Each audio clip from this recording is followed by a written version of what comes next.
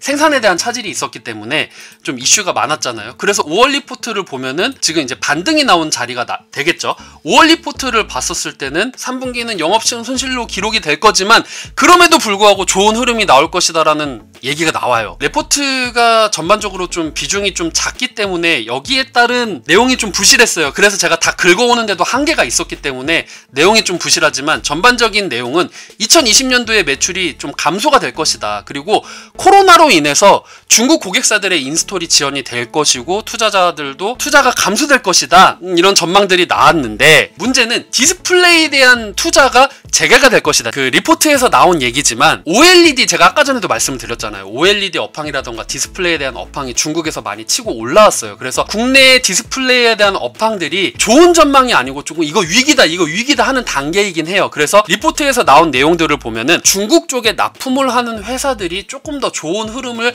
받을 수 있을 것이다 라는 얘기가 나오거든요. 그런 관점에서 봤었을 때 21년도에 중국 디스플레이 업체에 투자가 재개가 되면은 거기에 따라서 정말 좋은 흐름이 나올 수 있을 것이기 때문에 우리가 눈여겨봐야 되는 건 뭐예요?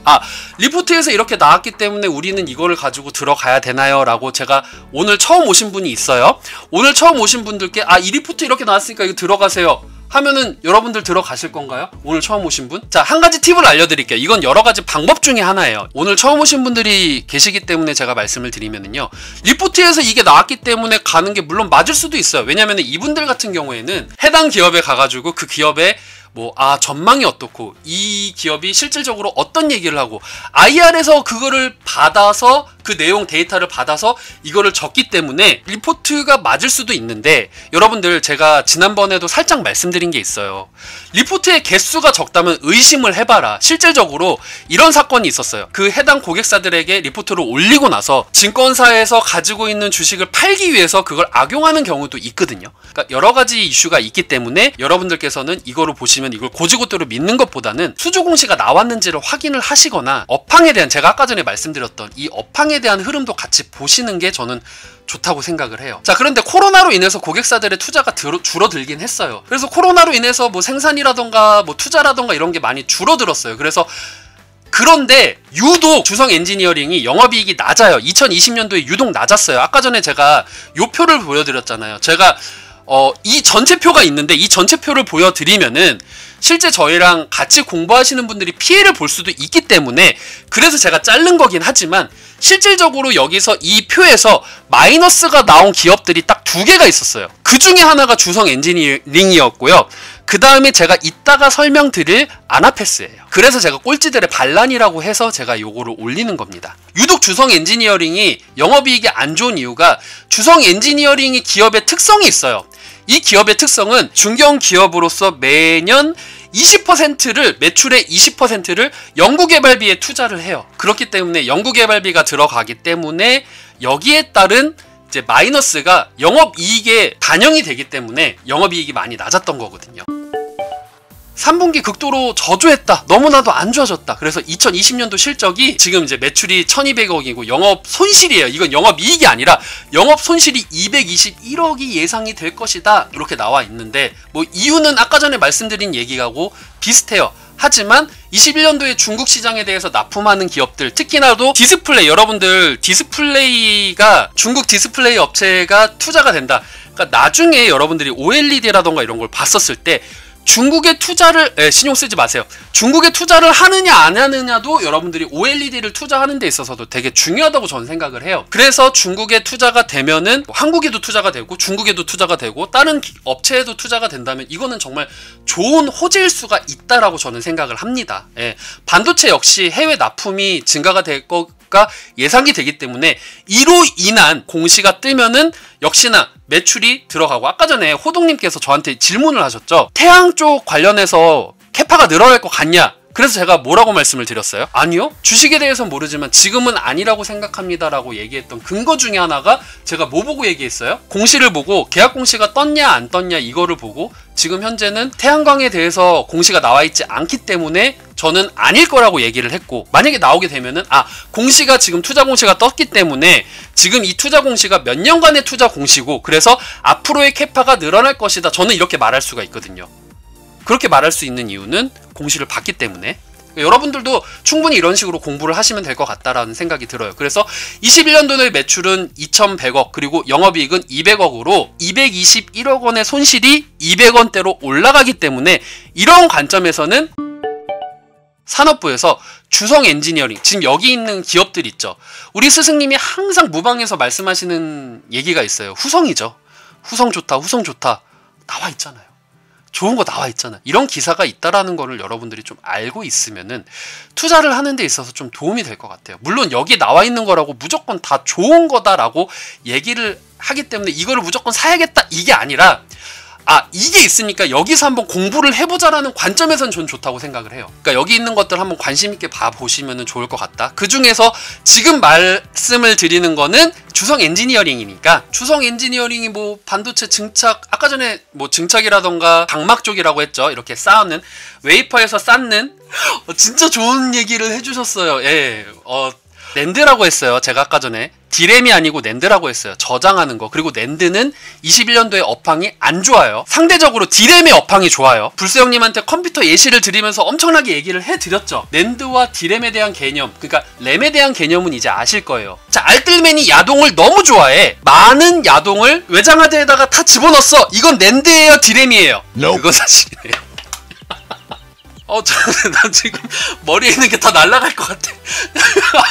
네, 낸드. 맞아요. 낸드예요. 자, 그리고 자, 컴퓨터를 켰어. 자, 환경 컨센서스에서 환경 컨센서스 본다고 1기가 쓰고 뭐 HTS 쓴다고 2기가 쓰고 그다음에 아프리카 TV에서 정말 이쁜 여자 방송을 보기 위해서 6기가를 써. 컴퓨터 전원을 껐어. 근데 다시 컴퓨터 전원을 켜니까 이게 날아갔네. 이거는 낸드예요, 디램이에요? 도동형님이 진짜 말씀 잘 해주셨어요. 디램입니다.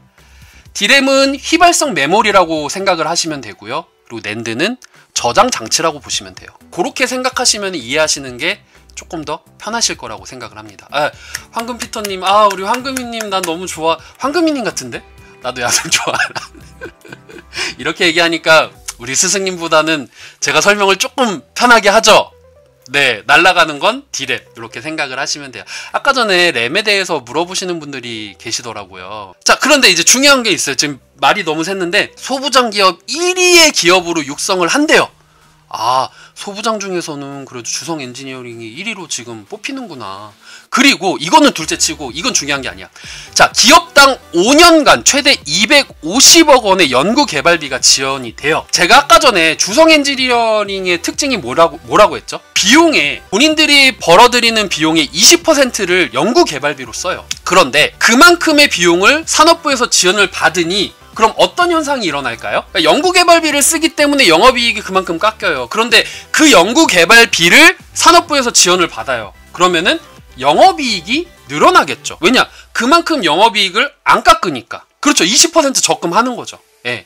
그 20% 나가는 게 영업이익에 반영이 되는 거니까 저는 이 말이 어느 정도 신빙성이 있다고 생각을 하는 거예요. 그래서 작년에는 마이너스 찍었지만 지금은 이런 이슈가 있기 때문에 마이너스 안 찍겠구나 이런 생각을 하는 거죠. 내가 원래 방송하면서 절지를 않는데. 자, 그래서 이게 이제 1월 14일 여기에서 연장되는 기사입니다. 이 기업이 뭐하는 기업이다. 이게 미세 공정화가 어떻게 일어나고 이게 앞으로는 차세대 디스플레이 및 고효율 태양광이 적용이 가능하다라는 말이 나왔기 때문에 이 기사에서 나왔기 때문에 분명히 우리 트레이딩, 터틀 트레이딩 호동님 같은 경우에는 주식을 처음 하시는 분이기 때문에 이 기사를 보고 저한테 이런 질문을 했었을 것 같아요. 얘는 일단은 장비입니다. 소재, 부품이 아니고 장비입니다. 얘는 터틀 트레이딩 호동님은 이 아이디대로 단타를 되게 좋아하시는 분 같아요. 뭔 개소리야! 그래서 저한테 이런 얘기를 하신 것 같아요. 알뜰맨, 네가 생각했을 때 태양광 되게 잘 나갈 것 같아? 이 기사를 보고 저한테 그렇게 얘기를 했겠죠. 근데 아직 여기에 대한 결과는 안 나왔습니다. 이런 관련된 지금 이 미세 공정화되어 있는 이 기술이 여기에 적용 가능하다라는 얘기가 나왔지. 그리고 기술력 경쟁력을 확보해 가고 있다. 이런 얘기가 나왔지.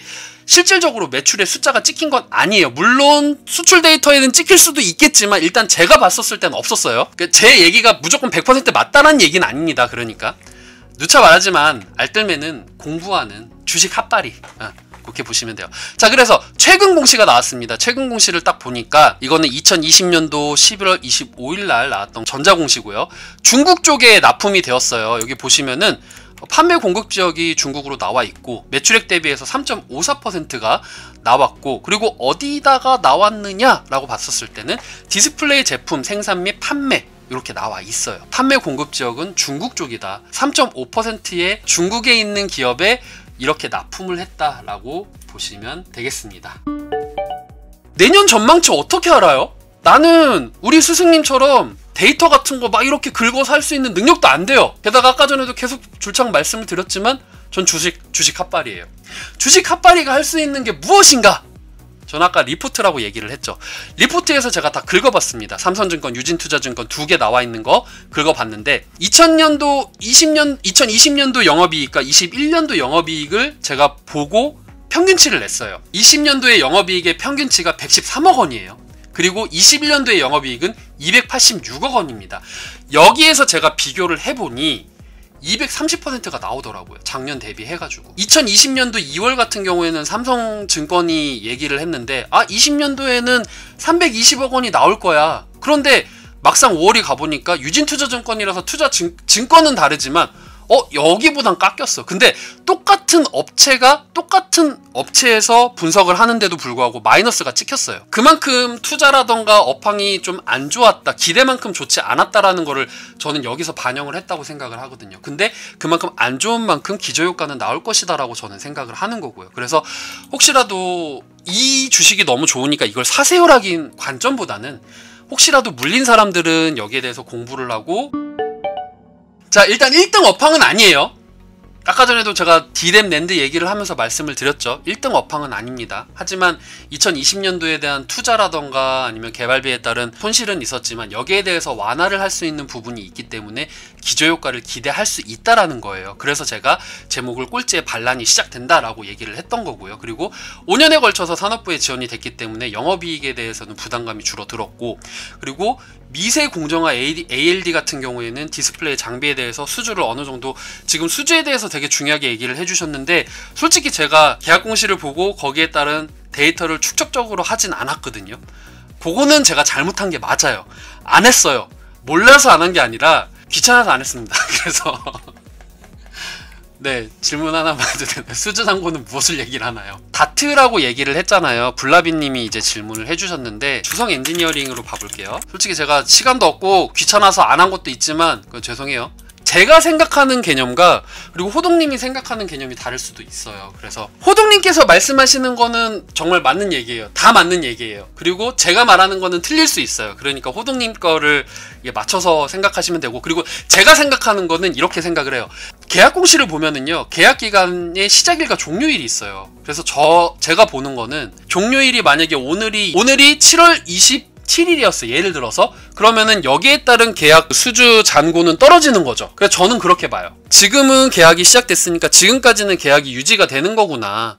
그래서 7월 26일이 지났을 때까지 여기에 따른 추가적인 계약 공시비, 저는 그렇게 보니까 이 방법도 있고 우리 호동님께서 말씀하시는 이 방법에 대해서도 말씀을 해주시면 될 것 같아요. 주성 엔지니어링을 말씀을 드렸고요. 그래서 이게 지금 오늘 작아가지고 제가 오늘 2개를 준비를 했어요.